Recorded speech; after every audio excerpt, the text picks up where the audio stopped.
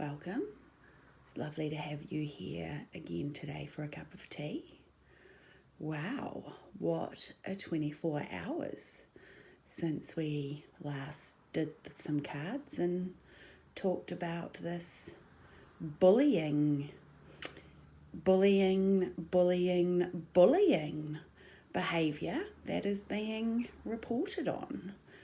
And yesterday I did something different. I normally clean this all up and clear my space, and for some reason yesterday I didn't, and I felt fine about it, and I saged the house and did a lot of other cleansing and clearing, but I left the cards. And this morning I know why, because our Dr. Guarav, he copied something from his party's playbook last night and dropped a whole lot of, I think the young kids would call it, tea on his fakey profile, or fake book, that's what I call it. I don't have fake book. However, screen grabs are eternal, and I read through the screen grabs, and all I could do was nod my head and say, this is the account of a victim who has worked for a corporation run by psychopaths. The timeline, the feelings, everything resonated. And as I read sentence after sentence, I could go, yep, I experienced that when I worked so-and-so. Yep, I saw that happen when I worked at such and such. Yep, I know what that feels like. So putting it out there, I 100% believe him, and I 100% respect him, and I 100% hope that he has really good support around him, because from, working in an environment for 18 months where your body is dysregulated and you're in either flight, fight, or fawn, pretending to go along with the ugly, or you're actually freezing and not knowing what to do, that takes a real toll. And when you speak out and stand up for yourself, that is when your abuser really comes for you. So that it's going to get ugly. Let's get back to these cards. So the Tower moment, I pulled out the Tower card from the Rider-Waite, and the Tower card, when it turns up in your reading, it means your foundations that you've built something on are not strong and solid, and what's the word that you're trying to tell me? That thing where they're basically good. Your foundations are good. And there's this lightning moment, and something comes from out of somewhere that you didn't see coming, and it hits your tower, and your tower crumbles, and people come flying out of the tower head first. And the Tower card is actually, believe it or not, usually a good thing, because if something is, the trauma of it is often not at all fun, and you can spend a bit of time here. But at a higher level, this means you have a structure or a system or something that is based on lies and not a solid foundation, not something aligned with your true north. And that's what's happened. This post is New Zealand's Tower moment, and like we said yesterday, sudden upheaval, broken pride, and disaster. And if this had have happened a few years ago, there was an incident where a different politician drove during the night to Parliament to be a whistleblower and ended up being committed to a psych ward. And back then I was just way too busy, probably surviving in my own corporate psychopathy world, distracted by my own inner whatever was going on for me, and I completely dismissed it. Poor bloke, I thought, hope him and his family are okay, and then I moved on.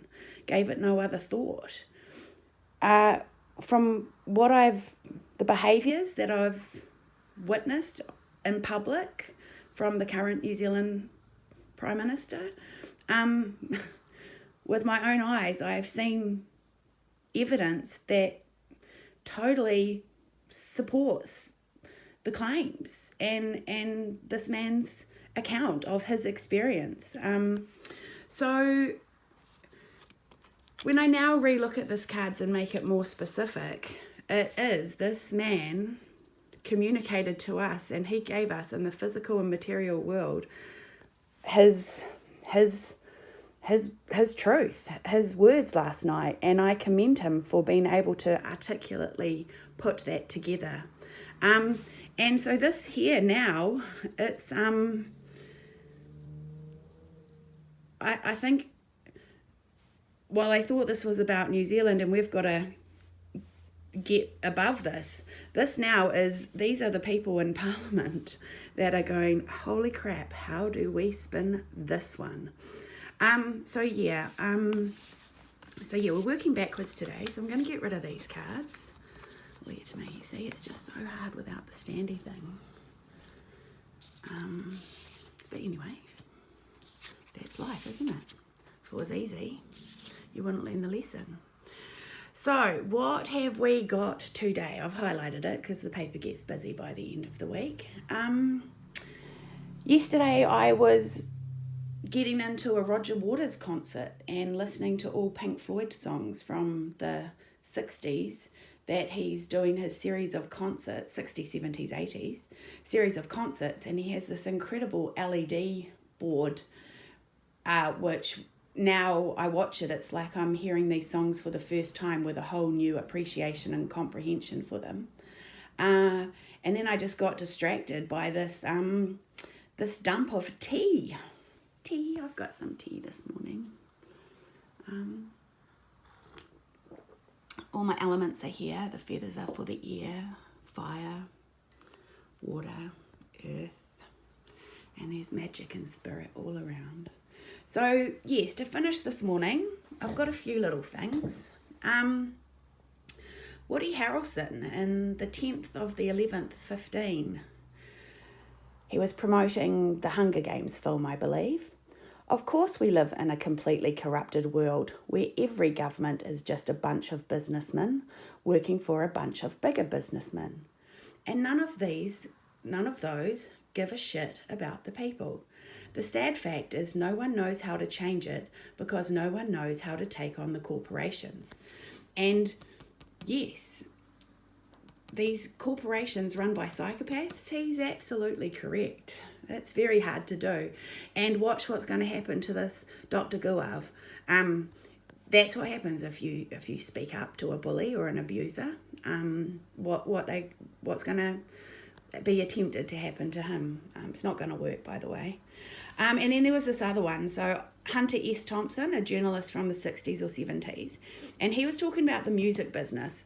But let's just go back to what we talked about yesterday about the corruption of the systems and these corporations. You know, this is the corruption where the psychopathy and the bullying lives, all of these industries. So he's talking about music, but let's make it politics today, eh? Change the word music to politics as I read it. The music business is a cruel and shallow money trench, a long plastic hallway where thieves and pimps run free and good men die like dogs. There is also a negative side. So yeah, let's keep that in mind. So today I'm calling this a retrospective, episode 13 on the 13th of the 8th, and as we all know, 13, I think that's the death card, so yep, endings. So two people today, Guarav and Toni Crengle. Toni Crengle is a woman who had a video yesterday, and she's injured from taking a treatment that I'm not sure if she did. I think she didn't want to take it and was forced for her job, mandated, forced against her will, without informed consent or without any consent. And she is begging the current Prime Minister of New Zealand to come and talk to her. And the Guarav man, we've talked about him, Dr. Guarav.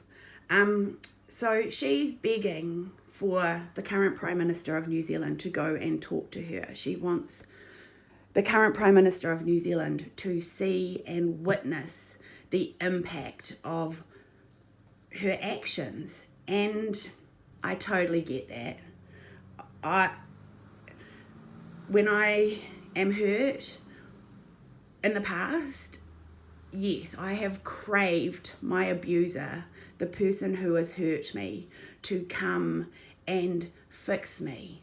But there's so many memes, you know, you can't heal where you were poisoned, you know.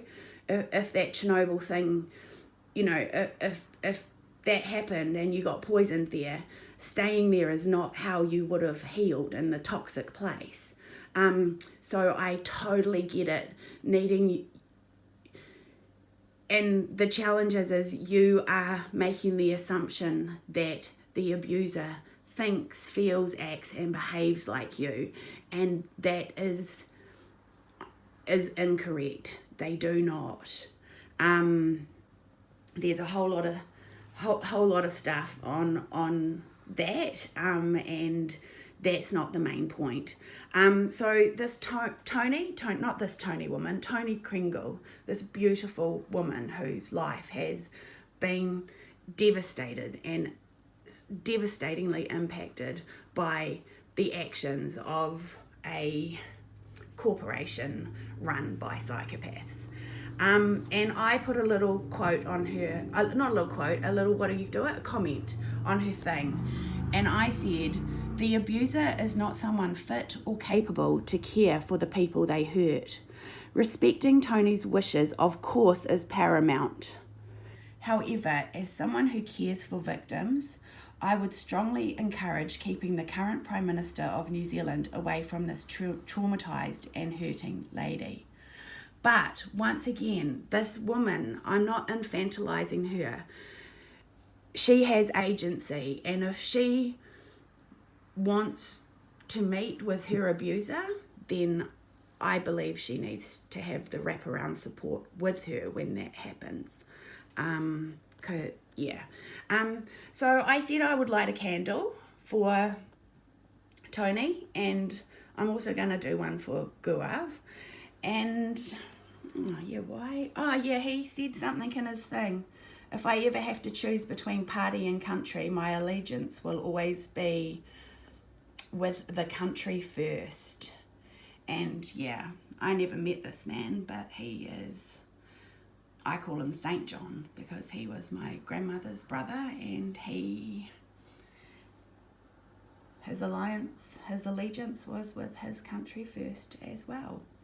And I do or don't know if his cenotaph where his name is honoured will or won't be pulled down in the coming days, weeks and months and years ahead. However, I honour him.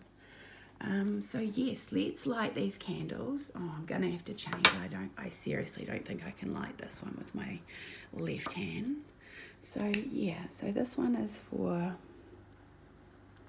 Toni. Toni, love and light, and may you heal. And Dr. Guarav, love and light, and may you heal. And I just thought today, for both of these people, I was drawn to bring these books to my table. And then this is the first set of tarot cards I ever bought myself. And they're not tarot, they're oracle.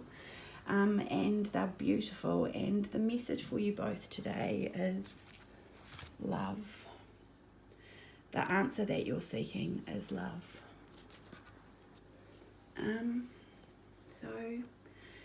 So love is the answer. I'm not going to say anything more because my very first or second episode was love will always win, and it does. God bless. May you both, and everyone who's hurting, be wrapped in love today. And wherever you are, may there be someone who is sharing some tea with you, some communion, some comfort, and yeah, see you tomorrow for some Sunday stories.